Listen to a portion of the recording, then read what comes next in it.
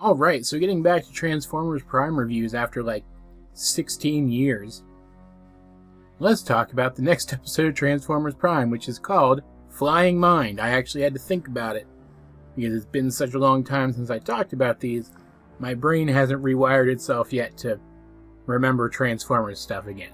And I gotta say, considering how long it's been since I've talked about this show, I'm very thankful for the episode, completely recapping everything that's been happening lately, super quickly, efficiently, and succinctly in like the first 2 minutes of the episode. The episode opens on the Nemesis, which is just crashed. Soundwave shows Megatron footage of Bulkhead damaging the engines, causing the ship to crash, reminding us that it was Bulkhead who did that. Megatron then points out that they don't actually have time to repair the ship because the ship is more accessible to the Autobots now than it has been in a very, very long time, or maybe even ever. And Optimus is on his whole kill my enemies before they kill innocent people kick. And so Megatron expects that he's going to attack in force relatively soon, if not immediately. So it makes sense when, instead of trying to repair the ship conventionally or even mount a more conventional defense, he decides to infuse the ship with dark energon and repair it. And the episode even reminds us of why that's a good idea otherwise, because infused with dark energon, the ship will be bound to Megatron's will and he will be able to control it with his thoughts. Like, I love it a lot. In terms of, like, recap exposition, it's some of the best I've ever seen. And you know how much I love really efficiently delivered exposition. It's one of the things that I really enjoy for some insane reason that not even I understand. And we even get more of it pretty much immediately. After the opening sequence rolls, we jump to the Autobots, and Optimus confirms that he does intend to take advantage of this situation, and that he is so determined to end the Decepticon threat here and now that he's even going to use the spark extractor against them and attempt to wipe them all out at once. And, like, there's other options here. They could attack conventionally.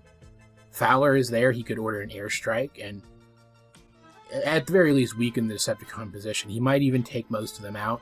He probably won't get all of them, though, because one of them is Megatron, who's basically immortal right now. And so, like, it makes sense that he would make that choice. It comes off as a little harsh. Like, I have to admit, I didn't remember that about this episode, and so it made me a little uncomfortable to hear Optimus talking about using a weapon of mass destruction against his enemies. But, I mean, an airstrike, for example, would cause collateral damage. It would be messy, and it probably wouldn't get everybody. The spark extractor really is the best answer they have to the Decepticon threat. Still, it's Decepticon technology, and so it was a little weird hearing Optimus talk about using it. Though, it is probably the call that I would have made in his situation. Let's be clear about that. And so the episode tricks you for a little while into thinking that it's going to be just the two sides checking each other, one-upping each other, playing a little game of chess, each side trying to make the best of this situation that has presented itself to do as much damage to the other side as possible. Because one way or another, the two sides are coming into direct conflict because of this. But then the episode throws us a curveball, and savvy enough viewers who are aware of the ancillary media within the line continuity might have seen this coming. But if you guys recall, Dark Energon has another property aside from just repairing stuff. It also straight up heals severely injured and even near-death Transformers. And people who are aware of the ancillary media within the line continuity might recall that the Nemesis is the alt mode of Trypticon, the Decepticon Titan. And let's be clear, the continuity between this episode and that ancillary media that makes that fact clear, it's a little, let's say, nebulous at best. Because, like, for example, I would expect Megatron to know that his ship is Trypticon, but he clearly doesn't here. But it's fine, because it makes for the kind of episode that we've never really seen in the show before. Suddenly, Trypticon sprouts stasis lock guns that Megatron and the other Decepticons didn't even know the ship had, and it stuns all of the Autobots, except for Ratchet, who's back at base, into stasis lock. And then Trypticon takes control of his body himself. He wrestles it away from Megatron and the rest of the crew, and starts out on a mission of his own, and when the Decepticons try to retake the ship, he straight up puts them in stasis too. And fun fact, and more evidence for the writers on Prime were Stargate fans' theory, the blast from Trypticon's stasis-locked guns, the sound effect for it is the same sound effect for the stun weapon in Stargate SG-1, the Zat gun. Permit it to continue. Seen a bathroom around here? Obviously, that's not at all important to the review, but still, I found it amusing. So, back at base, having recovered the stasis-locked Autobots, the remaining Autobots, which means Ratchet, Fowler, and the kids, devise a plan to contact Megatron and ask what's going on. Because, it's not likely that he'll just tell them what's going on his ship, which is behaving strangely and is not cloaked for some reason. But it doesn't hurt to ask. And when they try to contact him, since he's already in stasis, the ship answers and tells them about its mission. His mission, I guess, because it's Trypticon, to recover Decepticon technology on Earth. He's been decoding the Iacon database with all those Cybertronian relic coordinates in it, and he's already uncovered one set of coordinates. He's heading to Manhattan. He's going to, I guess, dig up Manhattan until he finds the relic, which is going to cause a lot of collateral damage. I mean, they don't find that out at the same time as they talk to the ship. They find it out later, but still. So, because the ship doesn't seem to be able to detect humans, Fowler and the kids ground bridge onto Trypticon, and this is when they learn where the ship is heading. And they have the idea to flush out the fuel supply, therefore purging the ship of dark energon and undoing whatever has caused this personality to wake up in the ship. I think it was Jack who had the idea, if I'm not mistaken. Jack gets a lot to do in this episode. It's actually really cool. And Fowler's taken out of the equation pretty quickly, so it's just the kids now doing stuff. And it turns out Megatron had the same idea. He was also trying to purge the ship of dark energon, so his hand is actually on the lever that's used to flush the fuel supply. And he's very, very large, so the kids aren't able to purge the fuel supply. And then Trypticon learns how to detect them.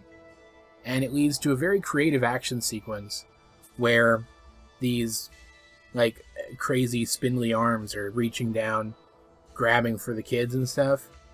But that's actually Trypticon's undoing, because Jack is able to maneuver such that Trypticon ends up knocking Megatron over and pulling the lever, effectively killing himself. And the kids even manage to download some of the Icon database before they then subsequently retreat.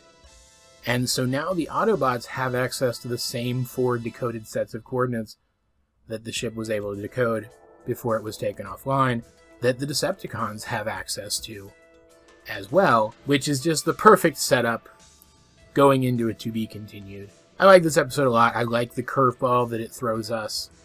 It really isn't the kind of episode we've ever seen before, and while I do think they bring up the ship's personality again in a later episode, don't quote me on that, I don't really recall us getting another episode like this in this series. So this is pretty unique as far as episodes go.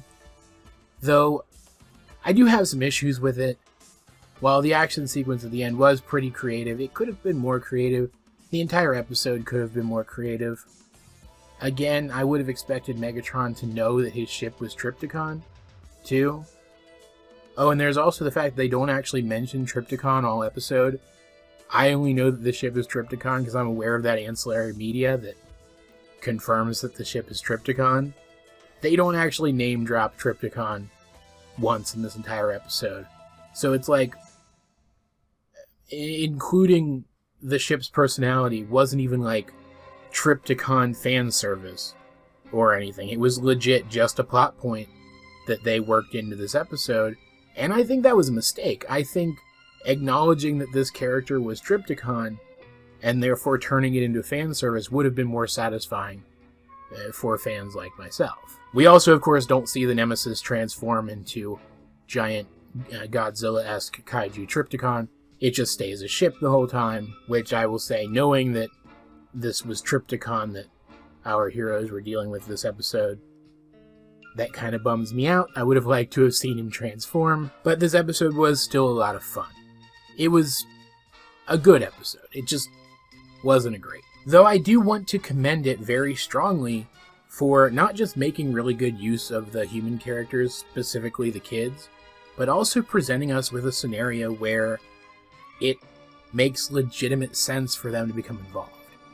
The fact that, for whatever reason, Trypticon hadn't thought to scan for organic life forms yet made utilizing the kids on this particular mission the genuine logical choice, and I really appreciate that from a narrative standpoint. As per usual, though, guys, I'd like to know, what did you think of this episode of Transformers Prime, if you have seen it? Let's get a discussion going in the comments section down below, or over on my Discord, link in the description. But either way, this has been AJ22, and I will talk to you guys later.